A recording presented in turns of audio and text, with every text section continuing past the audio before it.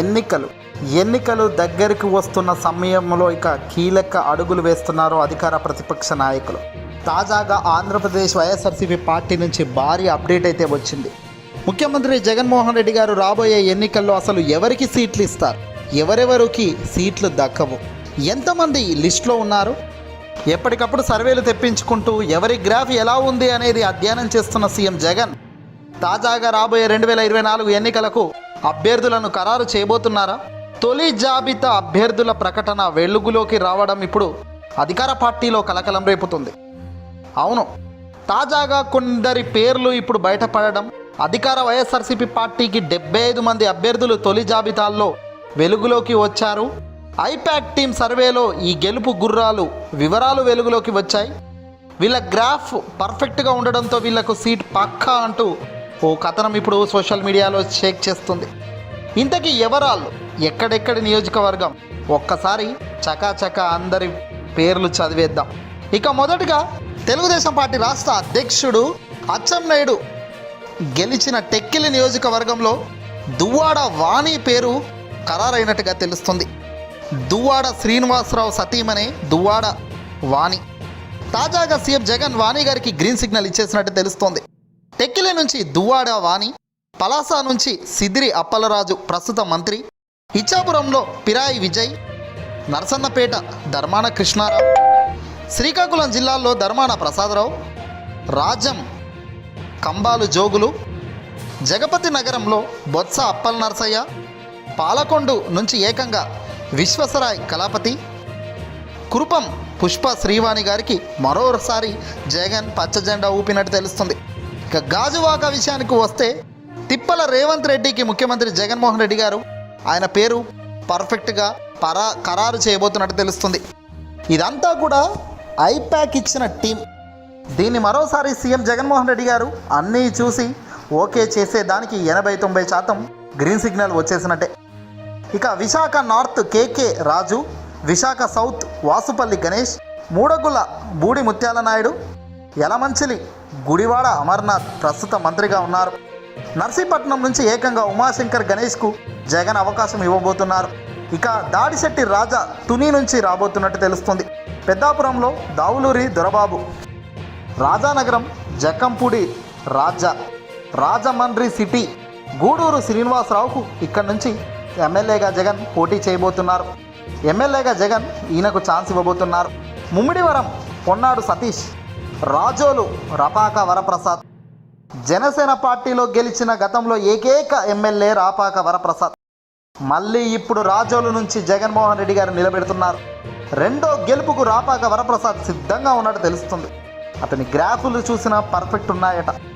ఇక కొత్తపేట నుంచి చెర్ల జగ్గిరెడ్డి, భీమవరం గ్రంథి శ్రీనివాస్, పాలకొల్లు గూడాల రవి, తణుకు కారుమూరి నాగేశ్వరరావు, ఉంగుటూరు పుష్పాల శ్రీనివాసరావు, దెందులూరు కోటరి అబ్బాయి చౌదరి, నూజివీడు మేక వెంకట్ ప్రతాప్ అప్పారావు, కైకలూరు దూలం నాగేశ్వరరావు ఇక్కడ ఉన్నారు. పెనమలూరు నుంచి ఎవరు అనేది క్వశ్చన్ మార్క్గా ఉంది. అలాగే విజయవాడ వెస్ట్ వెల్లంపల్లి శ్రీనివాస్, విజయవాడ ఈస్ట్ దేవినేని అవినాష్ కొత్త అభ్యర్థి. దేవినేని అవినాష్కు 2024 బంపర్ ఆఫర్ అనేది తెలుస్తోంది. ఇన్ని రోజులుగా అధికార పార్టీకి తెర వెనకాల ఉంటూ ఎంతో మద్దతిస్తూ నిలబడ్డ అవినాష్కు జగన్ మాట ఇచ్చారు. ఆ మాట ప్రకారమే దేవినేని అవినాష్కు విజయవాడ ఈస్ట్ అప్పచెప్తున్నట్టు తెలుస్తోంది. ఇక విజయవాడ సెంట్రల్లో ఎవరు అనేది క్వశ్చన్ మార్క్గా తెలుస్తుంది.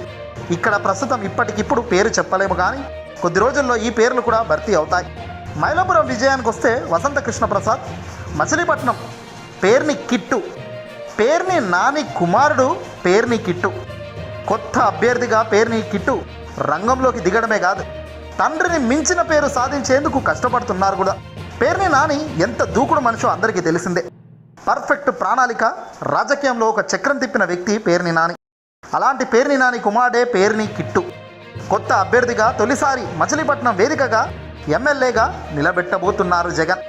ఇక పేర్ని కిట్టు గెలవాలని తండ్రి ఆశీస్సులు కూడా తనకు ఉన్నాయి. గన్నవరం విషయానికి వస్తే వల్లభనేని వంశీకి సీటు ఖరారైపోయింది. గుడివాడ కొడాలి వెంకటేశ్వరరావు అలియాస్ కొడాలి నాని.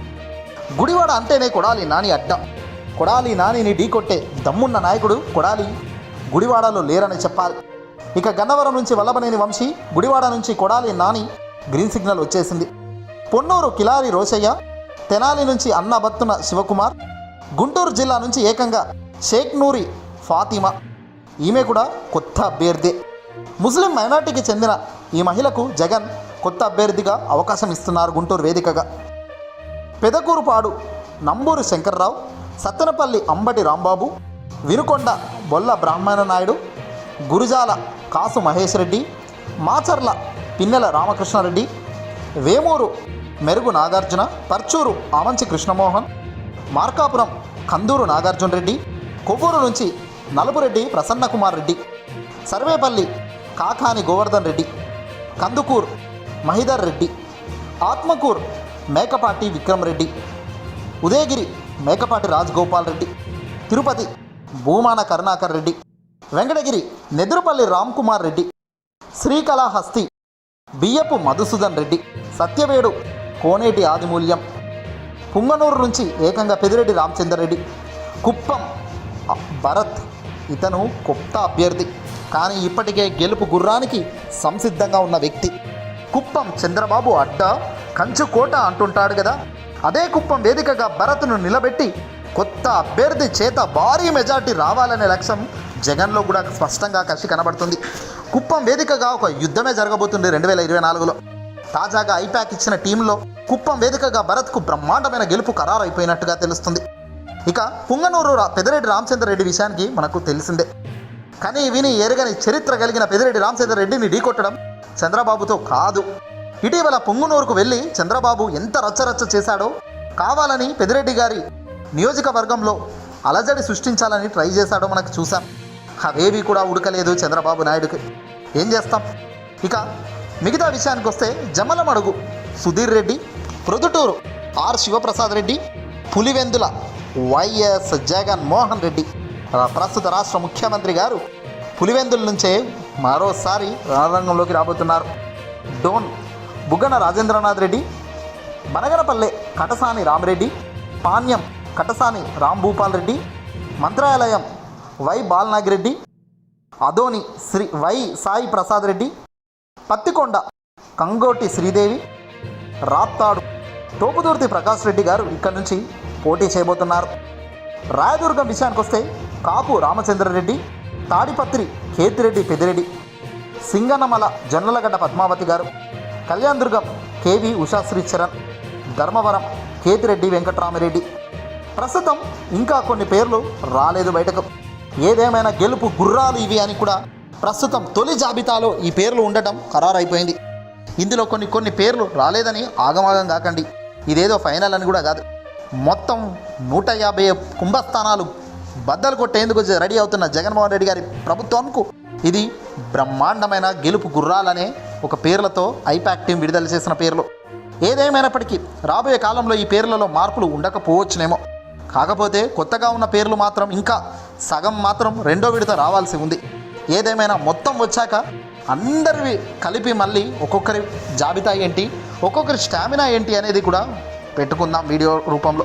ప్రస్తుతం ఈ వీడియోపై మీ విలువైన అభిప్రాయాన్ని ఖచ్చితంగా కామెంట్ చేయండి.